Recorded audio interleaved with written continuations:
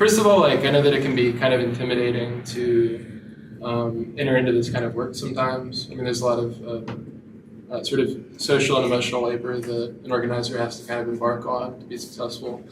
But I just want to say that, with patience, commitment, and some training, I really think that anybody can succeed on a basic level as an organizer or as a canvasser or as whatever we need to do. Because it's really about building our capacity to begin and engage in struggles, right?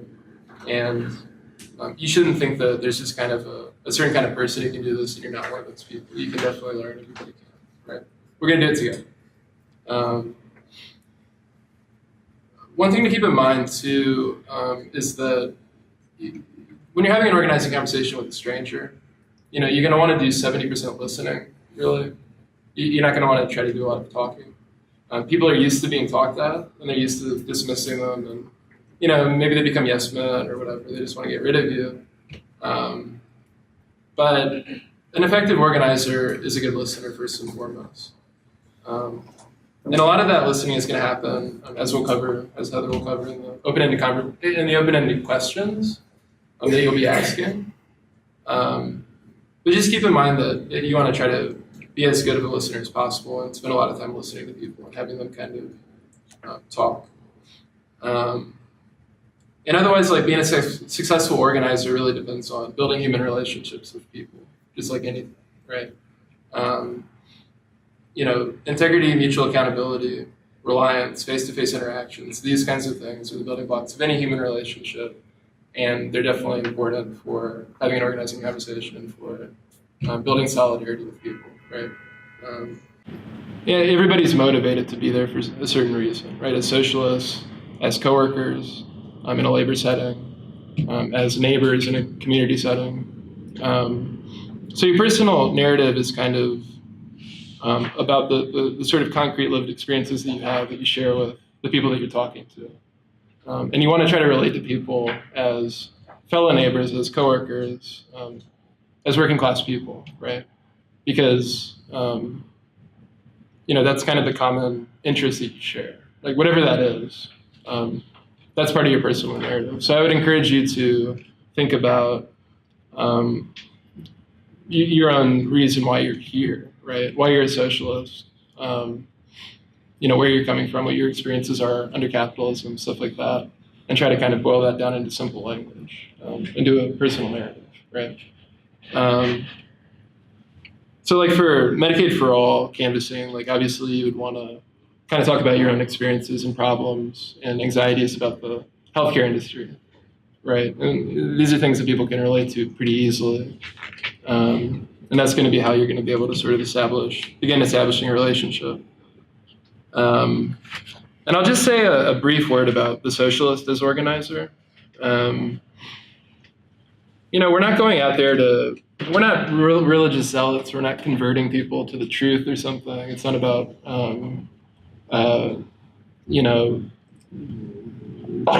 changing people's consciousness with like ideological arguments.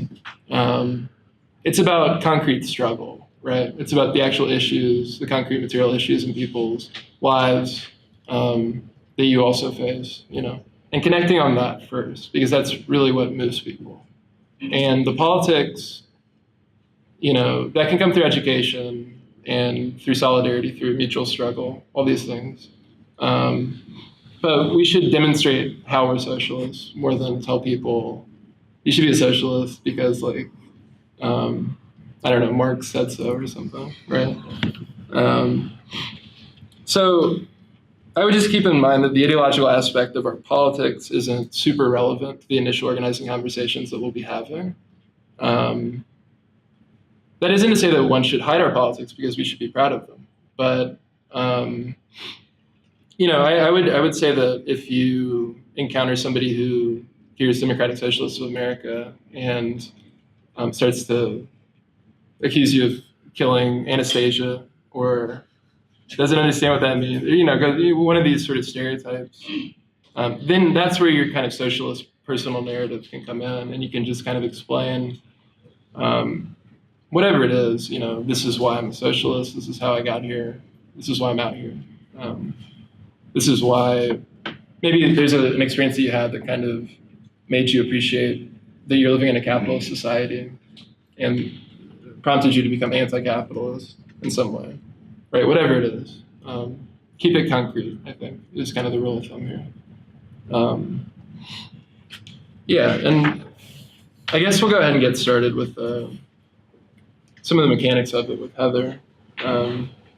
I'll say one last word about the format of this, where Heather's going to introduce a concept on the outline as we've delineated here, and then we're gonna have a short workshop for every item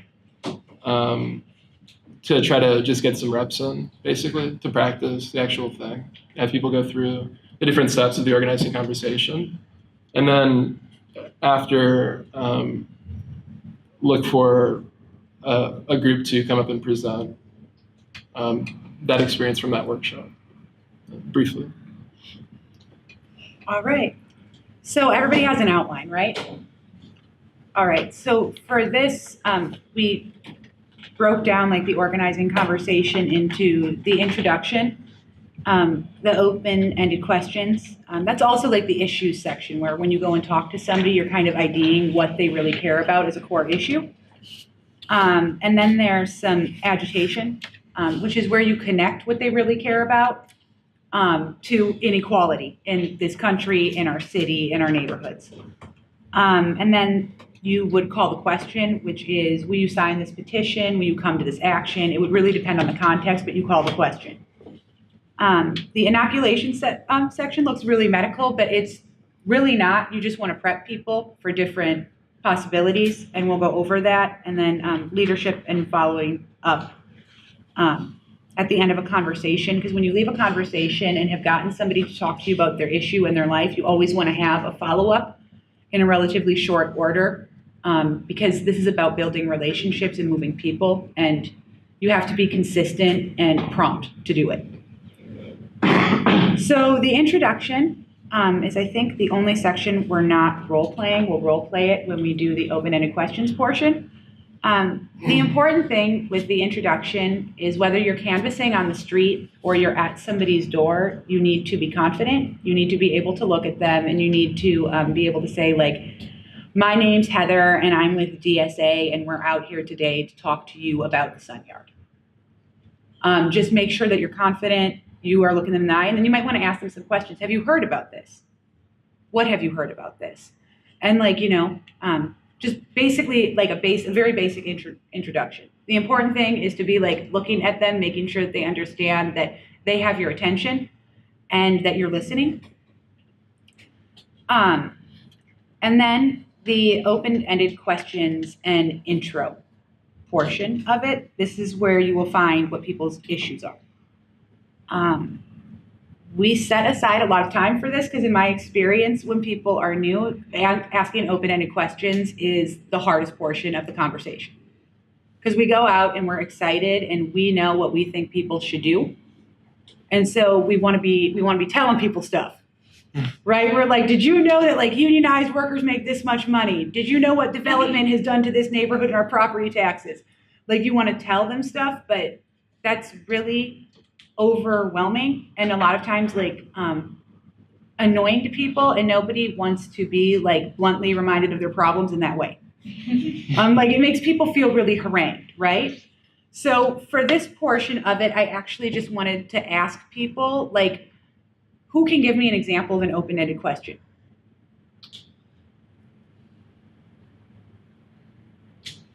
Do we know what open-ended questions are? So I guess I should explain. Open-ended questions, when you ask somebody an open-ended question, it should be a question that requires them to actually answer you and not in like yes or no or binary terms. So not like, are you opposed to this or no, yes or no? Because then they're going to stop talking to you. Does that help? How do you feel about development in your neighborhood? Yes, that's a very good one. How do you feel about development in your neighborhood? Anybody else? What's your experience been like with your insurance provider? That's a good one. It's a cheap point to say, like, have you ever had an adverse relationship, like, encounter with police because of a tail light, or whatever, like, regulates canvassing. Is that too directive? Or is that open-ended? Yeah, I think that that's actually too directive. I would say, like, have you ever been pulled over for the police? Have you ever had an experience with the NOPD? And then they might say, I know that that sounds yes or no, but if they say yes, you can be like, what was it like? Because sometimes sometimes you do have to ask a binary question to get somebody to be like, what was it like? What was your experience? You could also just say, what's your experience been with the NOPD? Because what you want to really do is, because when you go to somebody's door and like when we're working with working class people, we're working with people that aren't used to being listened to at all. And so when you go to their door, if you give them the option to just say yes or no and then shut the conversation down, they're going to say yes or no and they're going to shut the conversation down. And if they don't do that, they like some people are, you know, when you're doing this, are just not going to talk to you about your issue. They might like pull you in their house to talk about something totally different. But like most people, if you go to their door and you give them a closed question like that, they're going to shut down.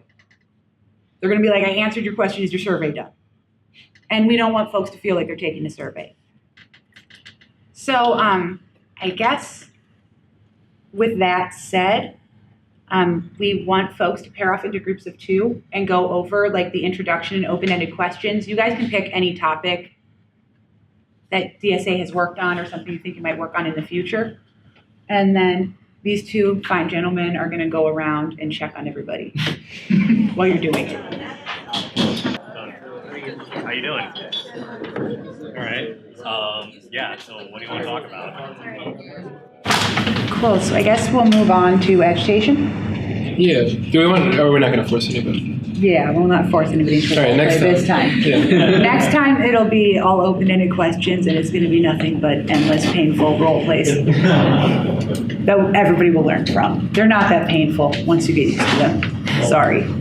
I think I felt like actually the open-ended questions, it wasn't that they were necessarily so hard, it was that I had to keep thinking, rotating through like different like linchpin like issues that like would feed the open-ended question. So like you role played unionize in the workplace, and I talked about medical debt, and then I had to think, okay, what are some other things? It was like easier to think about an open-ended question if there was like a certain sort of goal-ish in mind, and that took a minute. Yeah, no, definitely. Because usually when you go and have an organizing conversation, you have some type of goal in mind, right? Like you might be like trying to get people to go someplace or to talk about, you might even just be aiming to try to get people to talk about the city budget and how it's jacked up. But you have a goal in mind. You should definitely pick like a target where you can even make up a goal for yourself as we continue role playing, just so that you have that. Because otherwise, I think it's really hard to ask open-ended questions. But the important thing is to keep people talking. And you guys did very, very good at that. So that was awesome. So agitation. So this is not a piece where you're actually trying to make somebody agitated with you. It's more about, although sometimes it does happen, it's more about like once you identify somebody's central issue, like what's key to them in whatever fight you're having, you want to draw out like how it impacts their life. Because what do you guys think are some reasons that people don't move? Like why aren't there 2,000 people in every DSA meeting? They're afraid that nothing's going to happen. Yes. Something is going to do anything. If they're at a work site, what might be their reason? Fire. Right. So people think that nothing will happen, and fear is a common thing. It might be fear of being let down. It might be fear of being fired. It might be fear of their neighbors thinking they're crazy. It might be fear of stigma, but it could be fear of a lot of things. And the reason that you want to agitate people is because like anger or righteous indignation is one of the only things that can move people past fear. So when you're, like what questions do you guys think you might ask to agitate somebody around an issue? Do you think that's right? In a lot of situations. Right, do you think that's right? Sometimes you might be able to point to somebody who's in a position of power and be like, oh, like, do you think your boss deals with this? Do you think Mitch Landrieu deals with this? Yeah, we were talking about healthcare, and Caitlin asked me. I said I find the whole healthcare system confusing, unnecessarily complicated. She said, what specifically? And then I found myself getting angry talking about all this. See, you're a natural. I'm gonna have to work with you more. Because that's exactly how it should flow. Once you get through these conversations, they'll flow like that, and you'll see somebody will start to get they'll get aggravated because these issues are big. They impact our lives. Even for a lot of people in this city, potholes are a big deal, right? If you hit a pothole and it jacks up your rim, there are a lot of people in this city that can't afford to get that fixed. And then it becomes almost a crisis moment in their family, right? So that's the kind of questions that we want to ask. Do you think this is right? Do you think this is fair? Do you think so-and-so has to deal with it? Sometimes you can even be like, why do you think they don't fix this on your block? Because honestly, real talk, a lot of people have a very good idea of why stuff doesn't get fixed on their block. I know I have a very good idea of why stuff doesn't get fixed on my block. Right? And so people have those types of questions. So now that you guys have kind of talked and picked issues to talk to you guys about, we want to have you guys role play and try to agitate the person around their issue. So we got 10 minutes for the workshop. Yeah, so after about 5, I'll bother you guys again and have you switch.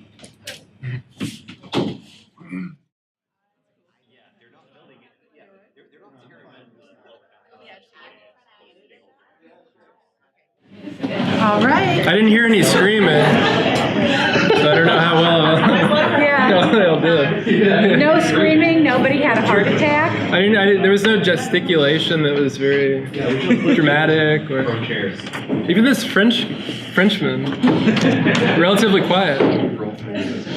He was agitating. Right. I heard something about rich people, which I like a lot. All right, so how was that for everybody? Like this? We don't need to do it again, do we? Okay. All right, so I guess, should we do the break? Well, does anybody want to present at all, or kind of talk about their experience a little bit? I'll talk about. So we were talking about healthcare, and Logan told me that right now he's on COBRA, which is really a very specific situation with health insurance, because it means that you are still tied to a past employer, and you're dependent on it to get health care. And it's also often really expensive because it's the same kind of private health insurance you had before, but without your employer paying for part of it. So I kind of use that to lead into a conversation about the idea that healthcare is tied to employment, and how that affects you as a worker and what it means to what kind of a vulnerable position that puts you in. And we talked about why people are so invested in making sure that connection is still there, and how that kind of makes you you're just kind of stuck, and so we talked about the concept of separating those two things, and it was interesting. People can get angry. Yeah, he got really angry. Righteous. Yeah, it's very righteous, very agitated, I would say. My own. Okay, I was gonna say, you don't need to get that up close and personal today. Anybody else want to? Yeah. I had kind of an interesting experience. I was asked a question about bad medical experiences, and I was retelling the story about how I went around with this injury for 2 years that ended up being Lyme disease. I found out once I finally went to a doctor. And what was interesting for me about it was that I hadn't thought about the story in a long time, and I'm already fully socialisting, but it never occurred to me to be angry about that experience. I hadn't reflected on it in a long time, and it never really occurred to me. I was living in New England, and I was behaving very New Englandly about it, which is that, cold, hard things just happen to you in this cold, cruel world. And it never occurred to me to be angry about it. And so the education was really successful, because I was like, oh yeah, wait, that sucks.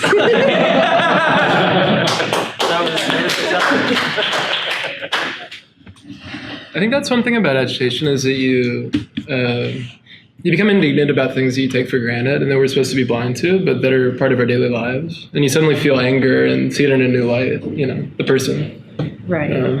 Did Michael have So it? Tana and I were talking about experience working in the service industry, and she was talking about how she has to stay, she'll be scheduled to work till 9, but she'll have to stay till 11.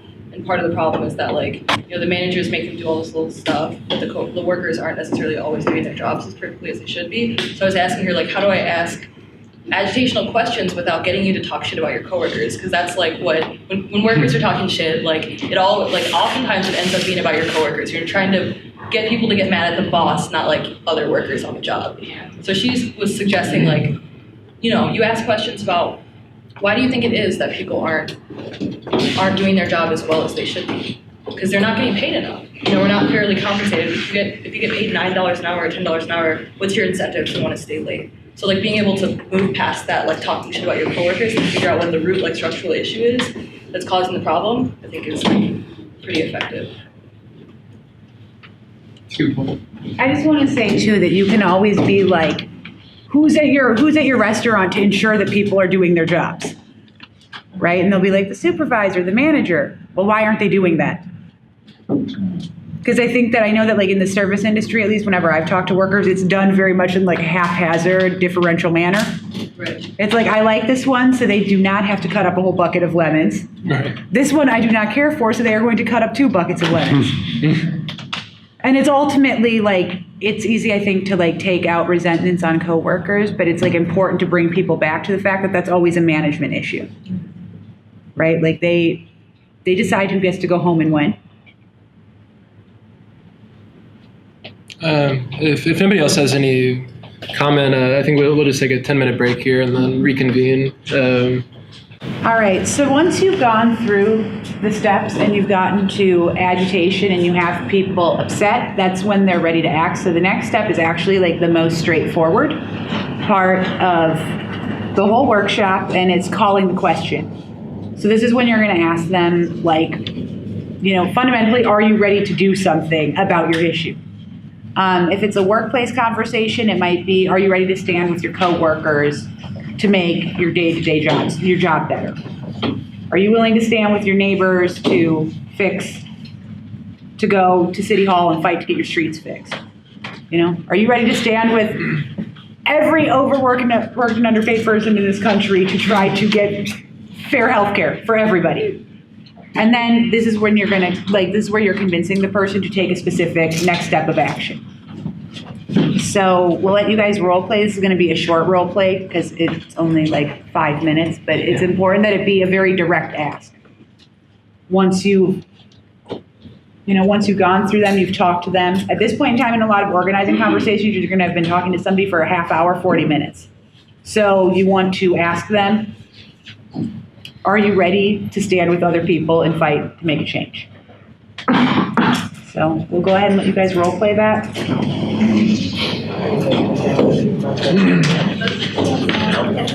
See? Just so that you guys know too, I'm sorry, I should have said this, but if you call the question and they say no, you want to go back to their issues and remind them why it's important.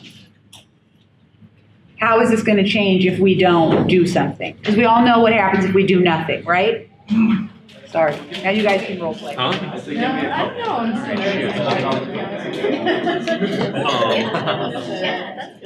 right.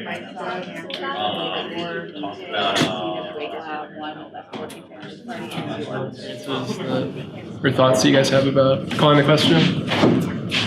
Did you think it was pretty straightforward, or anybody have any difficulties? We did have a difficulty, if you're canvassing for the medical debt clinic, and you call the question and you say, are you ready to come out to the medical debt clinic? Am I going to see you on Sunday? And they say, no, I have to work. What do you do then? So we were should we schedule a follow-up conversation? Is it cool if I come back to your house in a week and we can keep talking about this stuff? Or what ideas do y'all have about that? Well, something, so there's a section about leadership and finding leadership, but also following up and making those plans. I don't know if you want to talk about that, or we could talk about it. With the medical debt clinic, is it only on Sundays? This is the first one, so. Okay. I guess in that case, I would definitely, like, I would ask to follow up and be like, we're having the first one on Sunday, but like, what are good days for you to come? Do you want somebody to follow up with you about it? Because I would assume you guys are generally like really good about making your stuff accessible, so I would assume it probably would move and not always be on a Sunday. Right?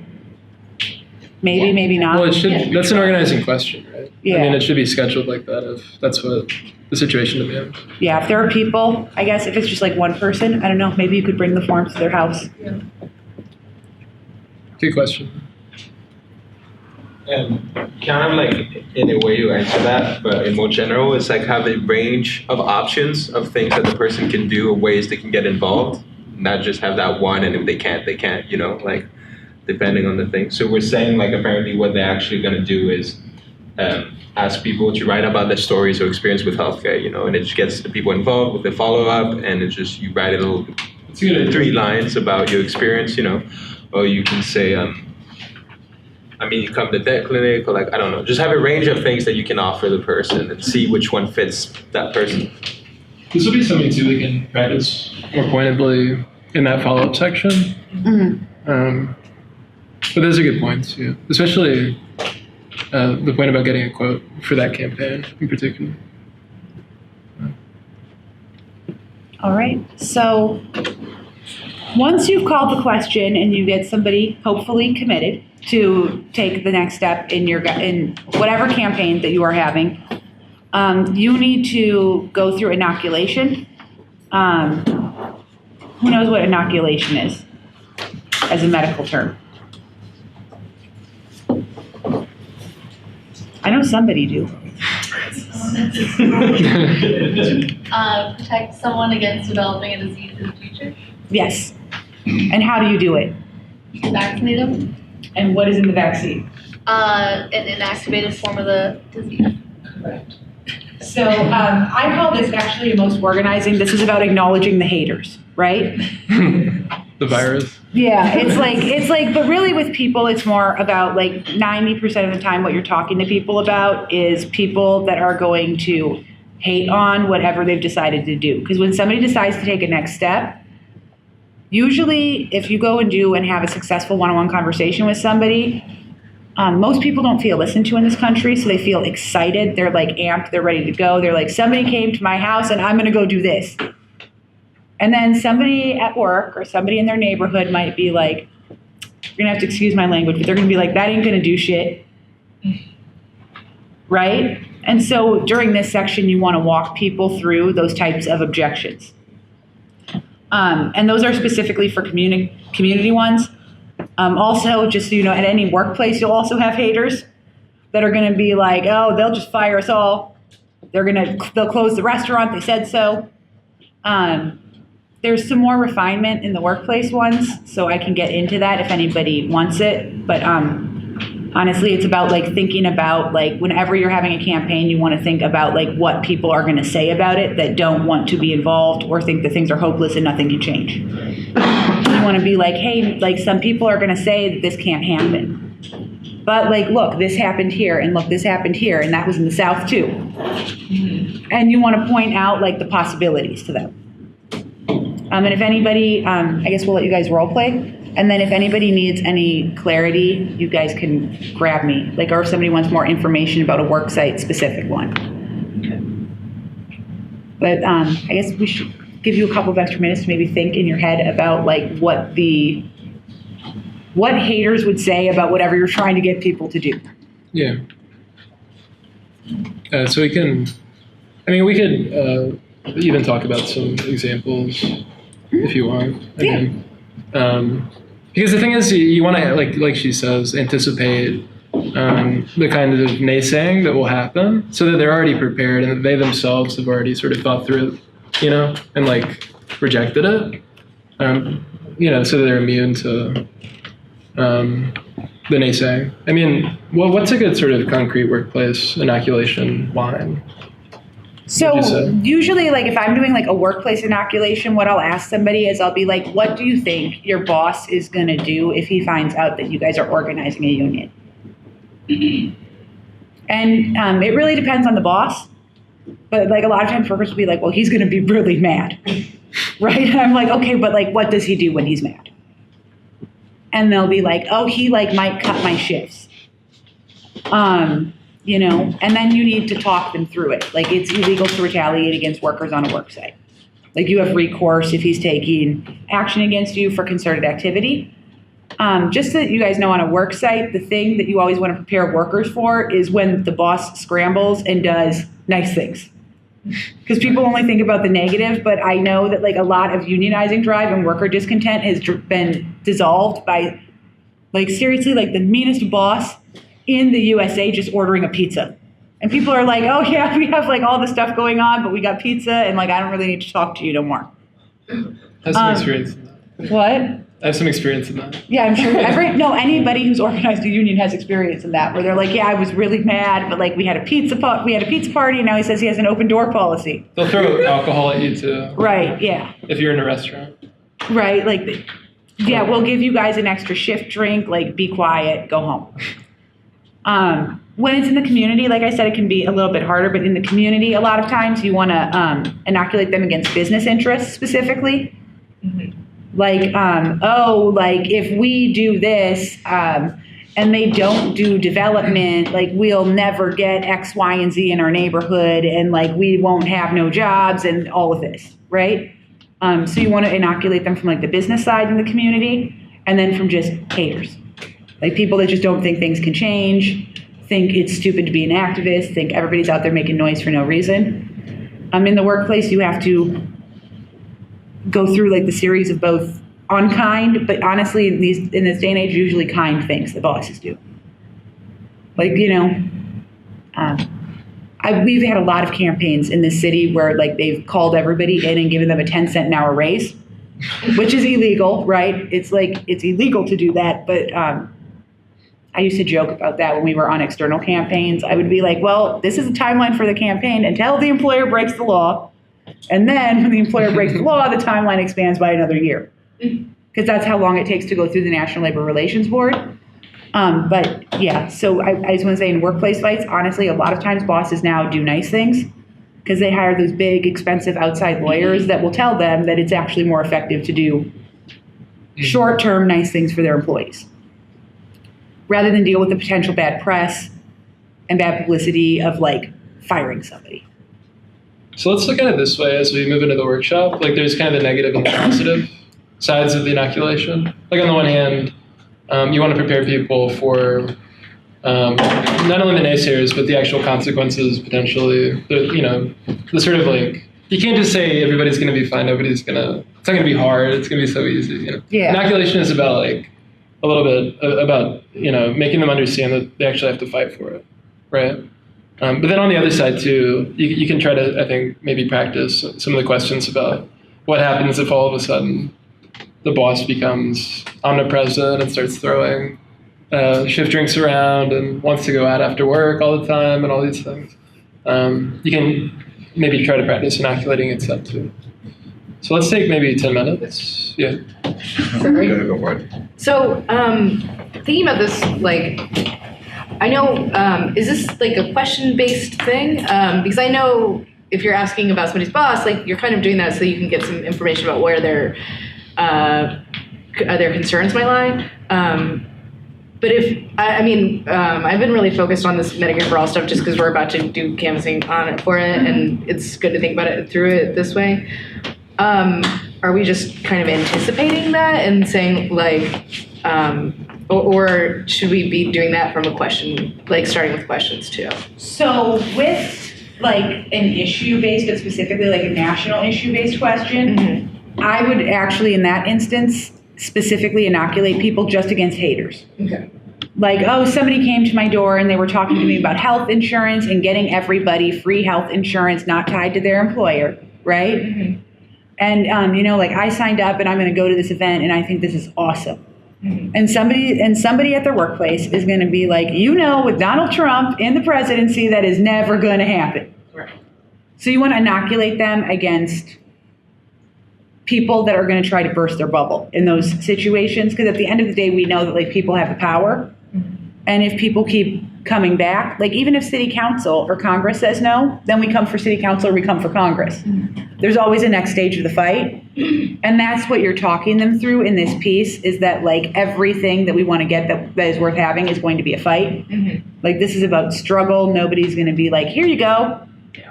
With the exception of bosses giving like a third of what they can afford to give.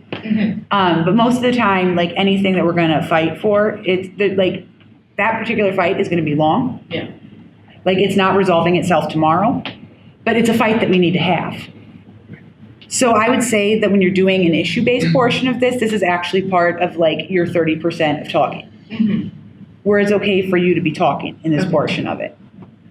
If it's about their boss though and their workplace and their coworkers specifically, you should be asking them. Yeah. So they start anticipating like who's going to be a problem, who they don't want to talk. Like, do you get what I'm saying? Who they're Yeah, that comfortable makes talking sense. to about it. So, but if it's an issue-based thing, it's fine for this to be part of your 30. Okay. Does that help? Yeah, that's exactly. I was just gonna ask if you could walk through like the example of someone saying, well, if I, my boss is gonna fire me if he finds out that I'm the ringleader of this, of trying to organize my coworkers. So when somebody brings that up, you bring them back to what their issue is and why they said that yes, they would stand and fight.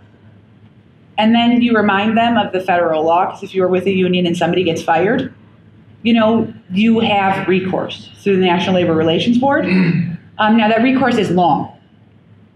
You know what I'm saying? But you need to tell them that that's like illegal. And you can also tell them like, hey, look, you don't need to go in there tomorrow, like acting like Norma Ray.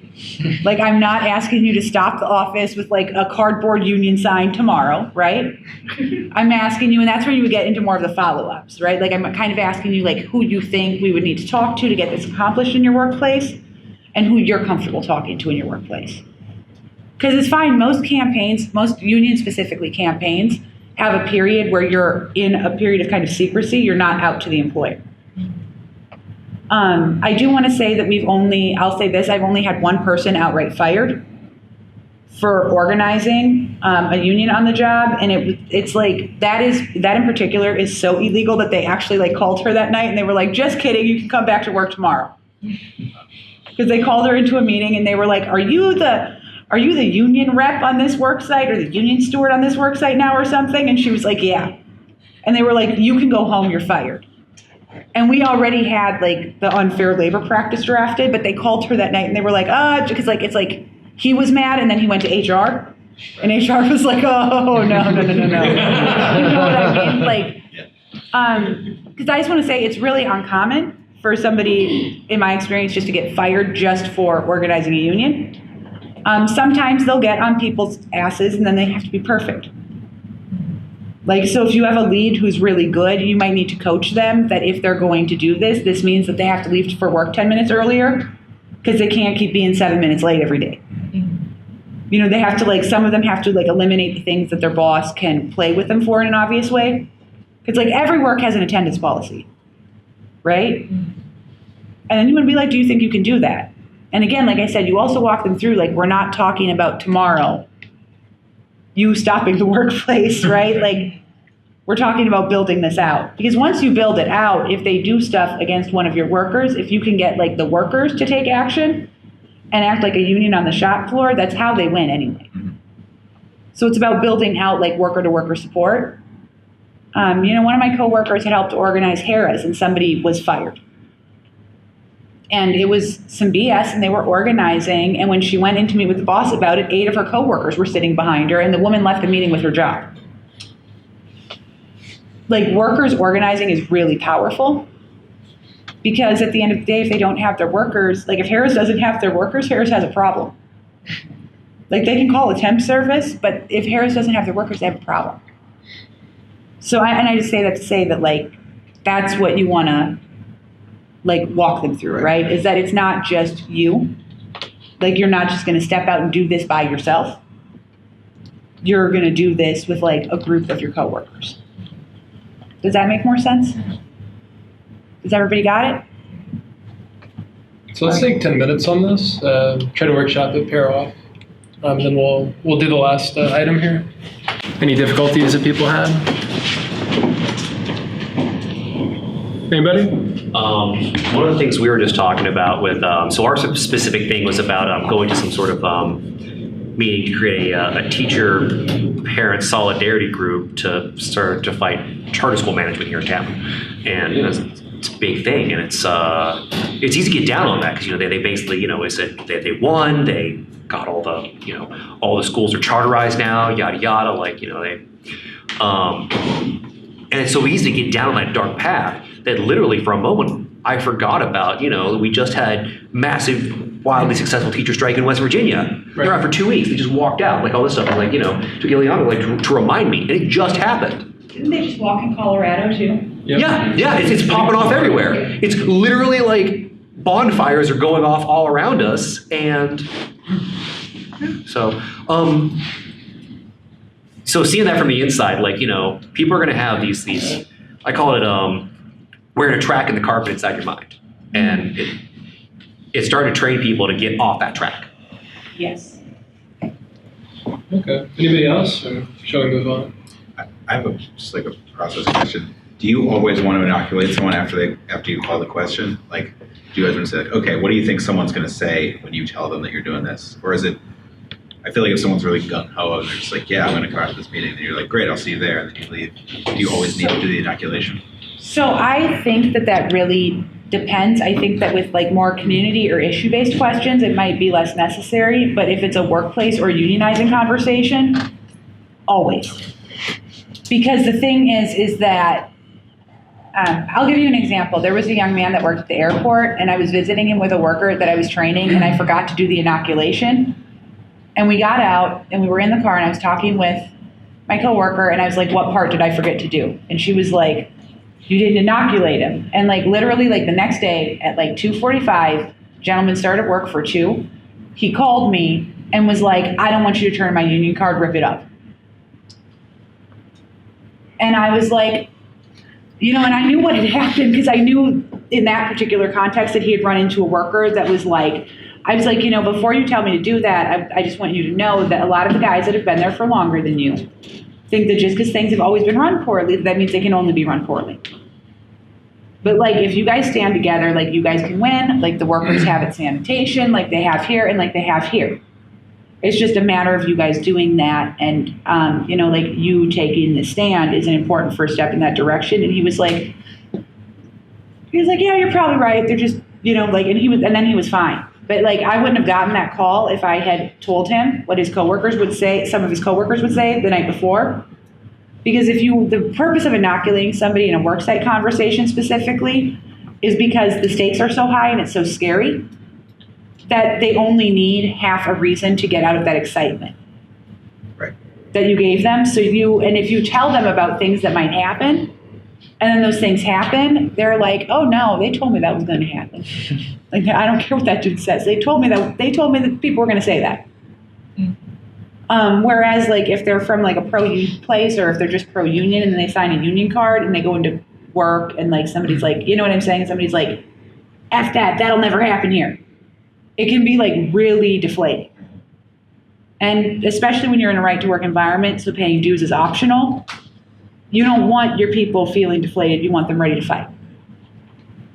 So in a workplace conversation, always. And I would just say in general, when we do some follow-up trainings, we could do a deeper training on inoculation and start to go into teaching people how to overcome objections for community-based issues. But for a workplace conversation, you always want to inoculate them, especially if they're really gung-ho. Because if they're just really gung-ho, I know it seems like you're taking them down, but it doesn't need to be like that. But you want to be what do you think is going to happen? When this goes public. Let's say you go through the secrecy talk with them. You can be what do you think is going to happen when this goes public? And then you're going to go through it with them. Right.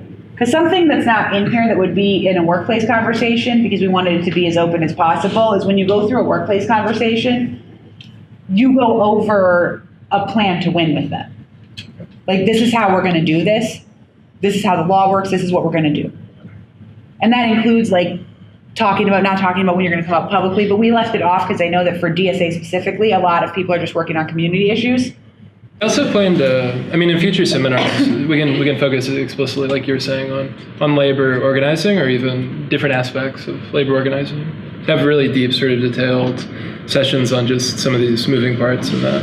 Yeah, because you always go over a plan to win in a workplace conversation with the union, because most people are like, oh, I worked here and there was a union there, and then I moved here and there's been no unions anywhere. They think that like unions just pop up and exist someplace for no reason. Right? Like most people have no idea what it takes to organize a union. So you always have to go over a plan to win in a union conversation. So we didn't do that here. So I apologize for that. No, it's fine.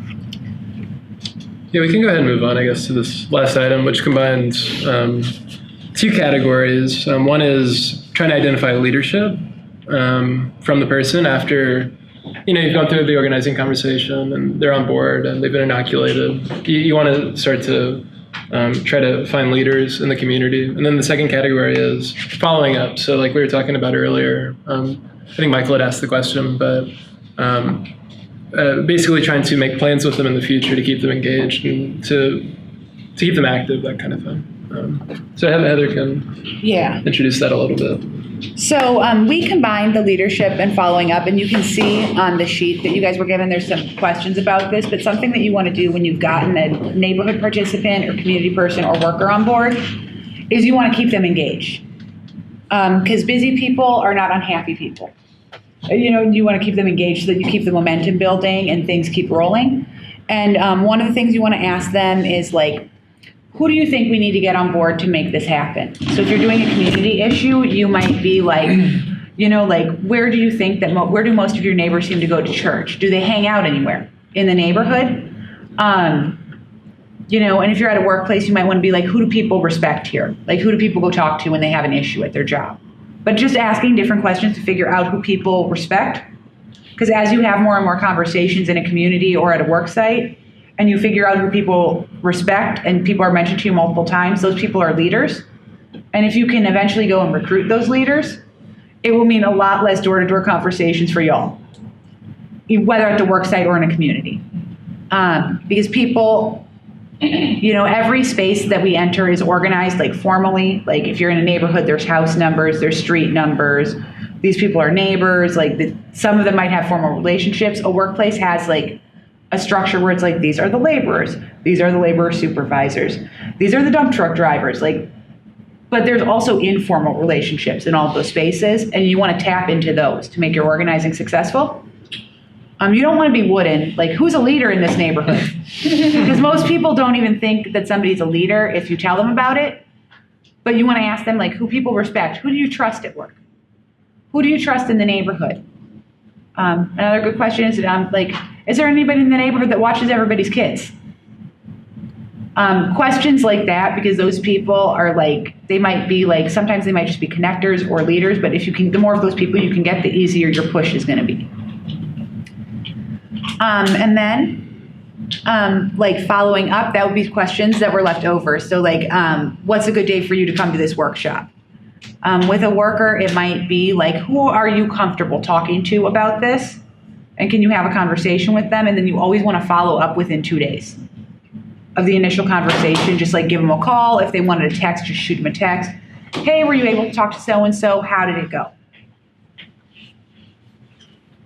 Yeah, I would just point out too that I think this is the part of the conversation that opens up into the sort of strategic dimension, where you're trying to get a sense of the terrain for a campaign from a strategic viewpoint.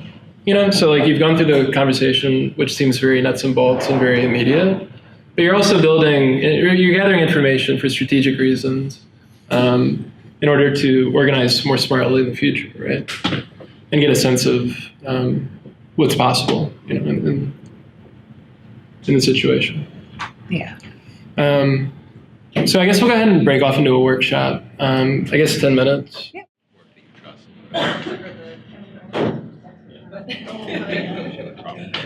Sorry. That's what it was. Yeah. How did that go? How was it? I think it was really hard. Hard, yeah. So me and Michael were talking about community, and we were talking kind of about how sometimes in a community you don't really know your neighbors, but then